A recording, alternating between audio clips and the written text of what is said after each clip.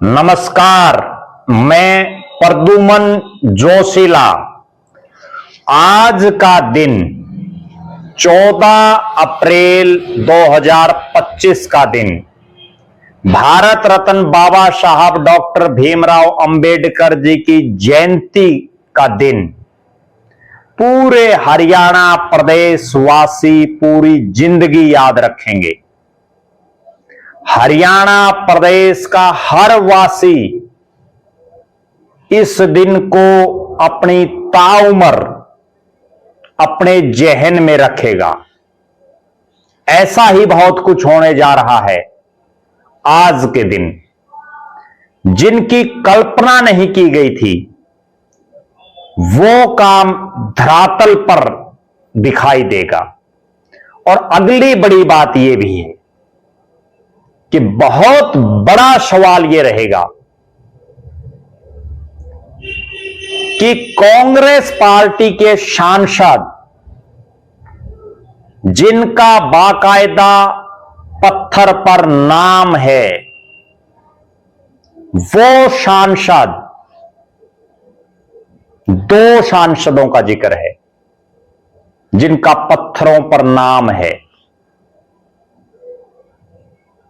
वो देश के प्रधानमंत्री नरेंद्र मोदी के कार्यक्रम में शिरकत करेंगे या नहीं, यह सबसे बड़ा सवाल है। एक सवाल और भी है जिसकी हम तह तक जाएंगे कि क्या इस 14 तारीख को एक नेता अपना इस्तीफा भी देगा जो बार बार इस्तीफे की पेशकश करता है, और उसके बाद क्या हरियाणा प्रदेश में एक उपचुनाव होगा? विस्तार से हम आपको बताएंगे। उससे पहले आप सभी दर्शकों से अनुरोध है कि YouTube पर हमारे चैनल को सब्सक्राइब करें, बेल आइकन घंटी का बटन अवश्य दबाएं। YouTube पर हमारे चैनल को ज्वाइन अवश्य करें ताकि आपका हमें सहयोग मिलता रहे। वीडियो को ज्यादा से ज्यादा शेयर करें, ज्यादा से ज्यादा कमेंट करें। देश प्रदेश से जुड़ा हुआ कोई भी मुद्दा आपके दिमाग में हो वो भी आप हम तक साझा कर सकते हैं। एक विशेष बात, हमने जो एक खास मुहिम चलाई हुई है, जो भी दर्शक हमारे वीडियो को ज्यादा से ज्यादा शेयर करेगा, जो भी दर्शक हमारे वीडियो को अपने व्हाट्सएप ग्रुपों में अपने तमाम साथियों तक सोशल मीडिया के विभिन्न प्लेटफॉर्मों पर शेयर करेगा, कमेंट करेगा, उस दर्शक का नाम हम अपने वीडियो में लेंगे ताकि उस दर्शक का भी प्रचार प्रसार हो सके। एक और जो खास बात है, निष्पक्ष, निर्भीक और स्वतंत्र पत्रकारिता को जिंदा रखने के लिए आप सभी हमें आर्थिक सहयोग भी जरूर करें। उसके लिए आप मेरे मोबाइल नंबर 9416677472 9416674472 पर गूगल पे या फोन पे कर सकते हैं। वीडियो को शेयर करने के बाद आप मेरे मोबाइल नंबर 9416674472 9416674472 पर उसका स्क्रीनशॉट अवश्य भेज दें व्हाट्सएप करके। अब मैं जिस मुद्दे की बात कर रहा हूं वो ये है कि 14 तारीख को, 14 अप्रैल को बाबा साहब भीमराव अंबेडकर जी की जयंती के मौके पर देश के प्रधानमंत्री नरेंद्र मोदी हरियाणा का पहला एयरपोर्ट, महाराजा अग्रसेन एयरपोर्ट जो है हिसार में, वहां से हिसार अयोध्या कमर्शियल फ्लाइट का शुभारंभ करेंगे, जो अपने आप में एक मील का पत्थर होगी। उसके साथ ही नए टर्मिनल भवन का शिलान्यास भी करेंगे। यह हिसार का कार्यक्रम है। और इसी दिन यह भी अपने आप में एक बहुत बड़ी बात है कि देश का प्रधानमंत्री एक दिन 2 अलग अलग कार्यक्रम हरियाणा की धरती पर करेगा, जो अपने आप में एक अनूठी बात है। एक हरियाणा के एक छोर हिसार में और दूसरा हरियाणा के दूसरे छोर यमुनानगर में, यमुनानगर के जगाधरी क्षेत्र के कैल गांव में 800 मेगावाट का थर्मल पावर प्लांट का शिलान्यास देश के प्रधानमंत्री नरेंद्र मोदी करेंगे। अपने आप में बहुत बड़ी बात कि हरियाणा का पहला एयरपोर्ट विधिवत रूप से सुचारू होगा, भले ही वो इंटरनेशनल ना हो, लेकिन देश के प्रधानमंत्री नरेंद्र मोदी एक दिन में करोड़ों रुपए की परियोजनाएं जो अपने आप में पूरी जिंदगी याद रखी जाएंगी, क्योंकि थर्मल जो होता है, बिजली एक ऐसी है जो हर शख्स को चाहिए, चाहे गरीब हो चाहे अमीर हो। बिजली, पानी, ये मूलभूत सुविधाएं हैं जो चाहिए, और एक इतने बड़े पावर प्लांट का शिलान्यास अपने आप में पूरी जिंदगी भर याद रखा जाएगा। जब देश का प्रधानमंत्री आ रहा है तो कई चीजें बहुत महत्वपूर्ण हैं। सबसे महत्वपूर्ण तो यह है कि जिन 2 इलाकों में ये परियोजनाएं, जिनका लोकार्पण और शिलान्यास करने के लिए प्रधानमंत्री जी आ रहे हैं, दोनों जगह विपक्ष के सांसद हैं। कैल जो गांव है जगाधरी का, वो अंबाला लोकसभा में आता है, जहां से सांसद हैं वरुण मुलाणा। हिसार शहर में जहां इस एयरपोर्ट का शुभारंभ, हवाई जो यात्राएं हैं, हवाई फ्लाइट है, उसका जो शुभारंभ किया जाएगा, वो हिसार लोकसभा में आता है। वहां से जयप्रकाश जेपी कांग्रेस के सांसद। मैंने खुद ये देखा है। कल मैं हिसार में जिस जगह प्रधानमंत्री नरेंद्र मोदी को आना है वहां गया, वहां जाकर के देखा कि किस तरह की व्यवस्थाएं की गई हैं, और जिस तरह की व्यवस्थाएं मैंने वहां देखी, मैं एक बात बड़े दावे के साथ कह सकता हूं कि भारतीय जनता पार्टी का, भले ही सरकार है आज, उसके बावजूद भारतीय जनता पार्टी का मैनेजमेंट और मार्केटिंग में देश की कोई पार्टी मुकाबला नहीं कर सकती। भले ही ये सरकारी कार्यक्रम है, उसके बावजूद भारतीय जनता पार्टी की हरियाणा की जो सरकार है, उसमें जिन लोगों की ड्यूटियां हैं, एक एक बारीकी को वो देख रहे हैं।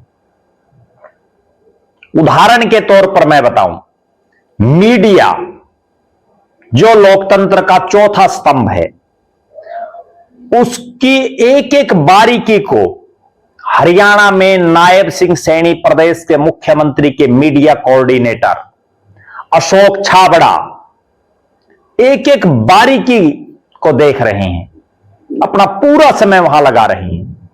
इसी तरह से प्रदेश के मुख्यमंत्री नायब सिंह सैनी कई बार आ चुके हैं, और कल भी वो शाम को प्रदेश के महामंत्री सुरेंद्र पुनिया से लेकर के बड़े बड़े जो नेता हैं, अधिकारी हैं, उनके साथ उन्होंने पूरा अवलोकन किया इस कार्यक्रम स्थल का।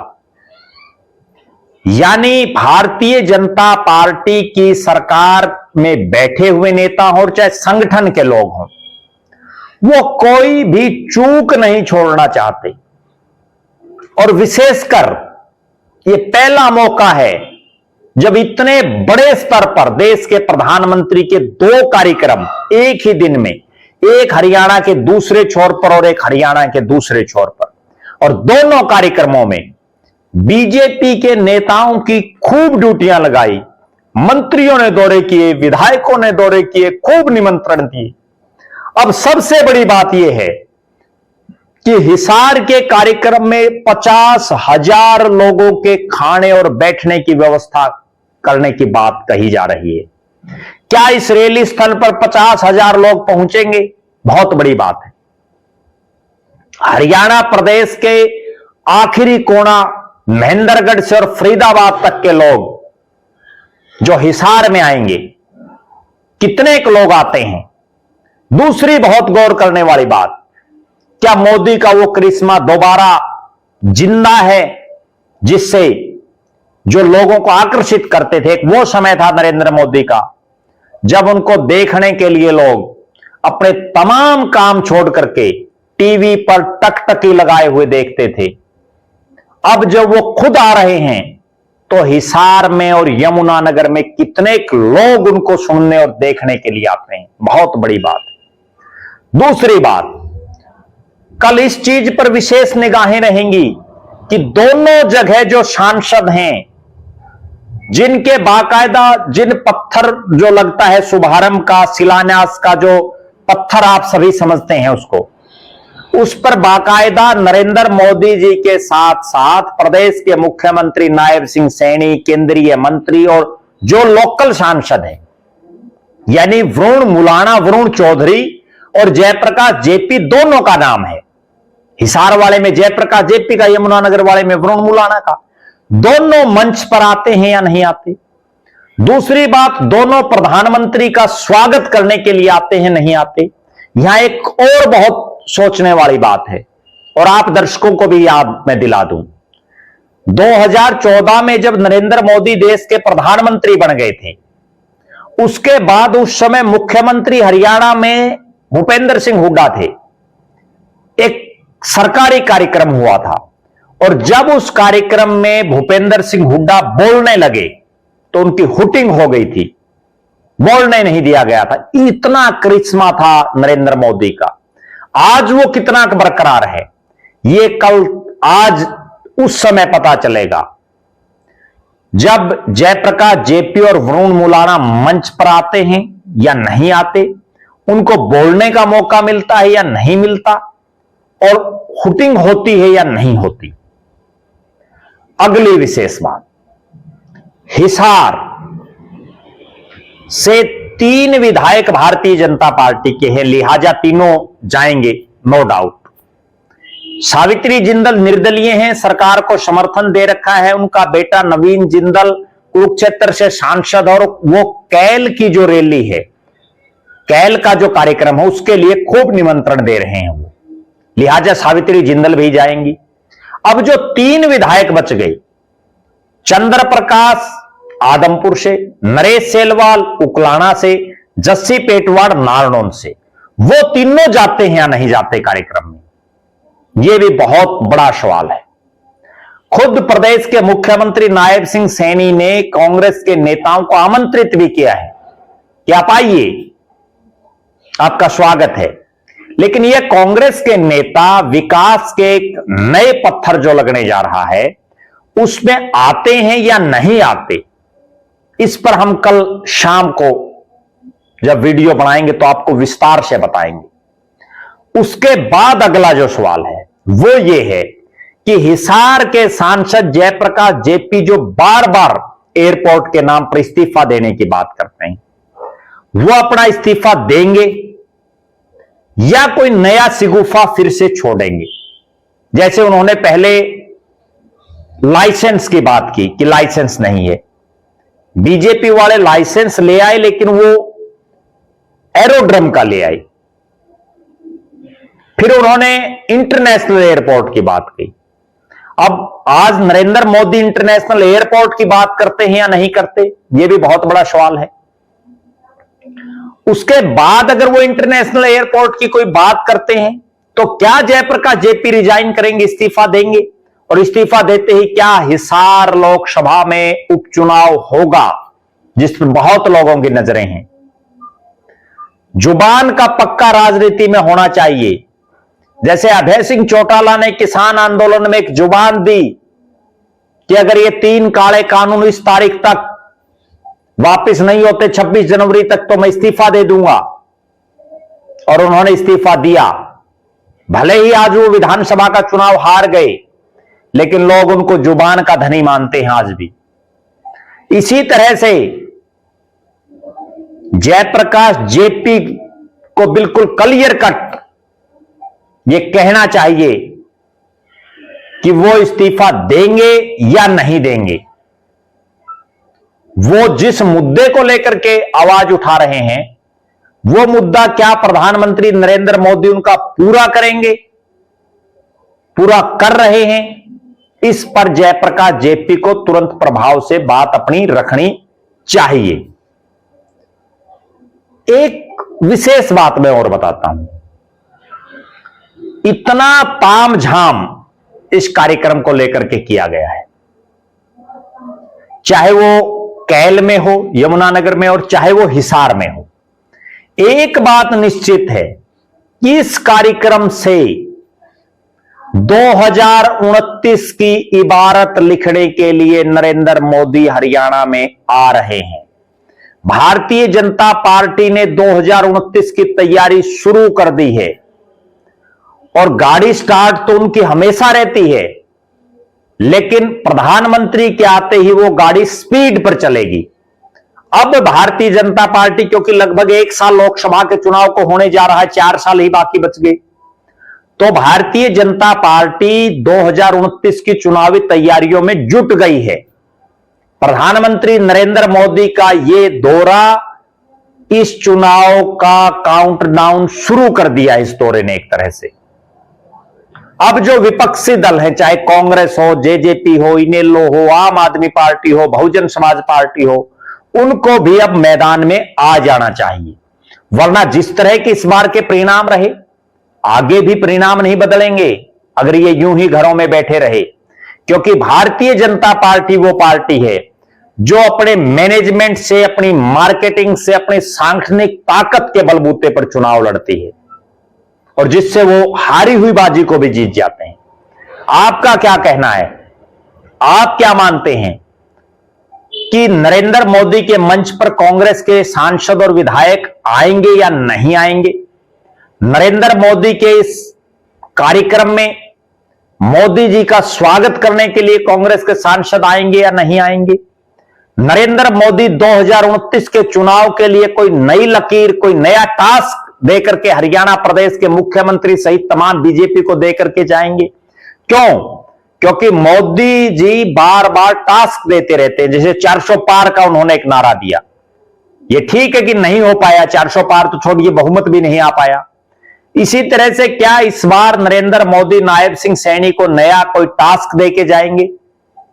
और एक विशेष बात, जिस तरह से अग्रोहा की धरती पर भारतीय जनता पार्टी के एक विधायक के साथ बड़ी खाटी बनी थी, कहीं यहां भी किसी नेता के साथ कोई इस तरह का घटनाक्रम ना हो जाए, उस पर भी हमारी निगाहें बनी रहेंगी। आप लगातार हमारे साथ बने रहें, हमारे फेसबुक पेज को लाइक और फॉलो करें, यूट्यूब पर चैनल को सब्सक्राइब करें, बेल आइकन घंटी का बटन अवश्य दबाएं, वीडियो को ज्यादा से ज्यादा शेयर करें, अपने कमेंट्स अवश्य लिखें और YouTube पर हमारे चैनल को ज्वाइन अवश्य करें ताकि आपका हमें सहयोग मिलता रहे। और जो सक्षम साथी हैं, जो सक्षम दर्शक हैं, वो हमें आर्थिक सहयोग भी जरूर करें ताकि निष्पक्ष, निर्भीक और स्वतंत्र पत्रकारिता की जा सके। अब मैं उस दर्शक का नाम अनाउंस कर रहा हूं जो दर्शक हमारे वीडियो को ज्यादा से ज्यादा शेयर कर रहे हैं, जो ज्यादा से ज्यादा कमेंट कर रहे हैं, और उनका नाम है सतपाल लांबा बुडानी, जिला रेवाड़ी। हम सतपाल लांबा बुडानी, जिला रेवाड़ी का बहुत बहुत धन्यवाद करते हैं। अगले दर्शक आप भी हो सकते हैं, बशर्ते आप वीडियो को खूब शेयर करें, खूब कमेंट करें। बहुत बहुत धन्यवाद। आपका अपना प्रद्युमन जोशीला।